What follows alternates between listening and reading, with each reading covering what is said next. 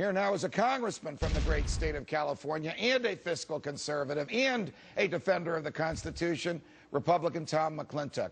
Congressman, I want to talk to you about the debt ceiling and the Fed, but first this mess that the state of California is in. I understand that some votes are going to be taken in referenda soon in the second half of May, and if they don't go the way Jerry Brown wants them to go, he's actually going to have to shut down portions of the government. And all this is because every special interest group that has wanted it can get its favorite special interest on the ballot and can get enough people to vote in favor of it and thereby control the hands of government.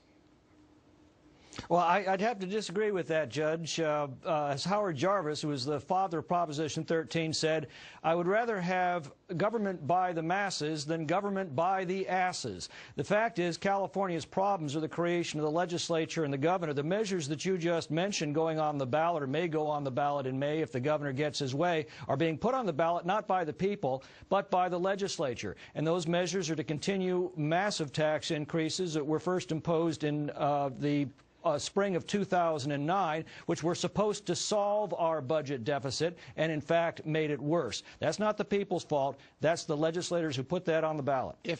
We're actually on the same side on this, Congressman. If the people do the right thing and defeat these massive tax increases, what will the governor have to do? Shut down the government? And if he will, that means the people don't want or don't need that part of the government. No, yeah, exactly. He'll have to do what Scott Walker's done in Wisconsin, what John Kasich's done in Ohio, what Chris Christie has done in New Jersey, and that is look the public employee unions in the eye and tell them to go pound sand. And until he is willing to do that, he is not going to solve California's budget mess. And if I could add one other thing, the legislature is not hamstrung by the spending initiatives that the people have adopted over the years. Virtually all of those can be suspended by a two-thirds vote of the legislature. The fact that the legislature has not suspended those measures means they don't want to, not that they can't. I guess the legislature, if it's hamstrung, is hamstrung by the special interests that have sent it there. And among those special interests is the enormous number of human beings that are employed by the state of California.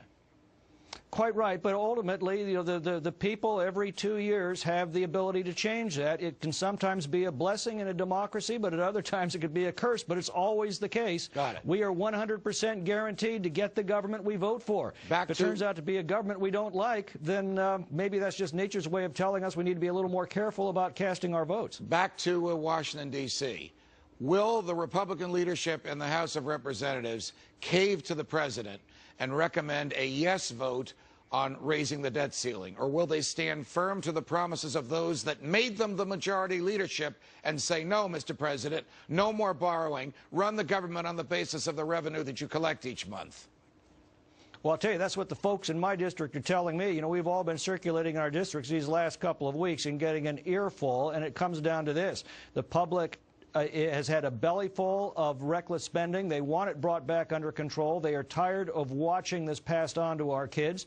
And I think that that feedback is going to be carried back to Washington when the House convenes next week, and it's going to be the principal object of discussion. Congressman McClintock, please continue your defense of sound money and the Constitution, and thanks for joining us on Freedom Watch. Thanks for having me, Judge. The president released his long-form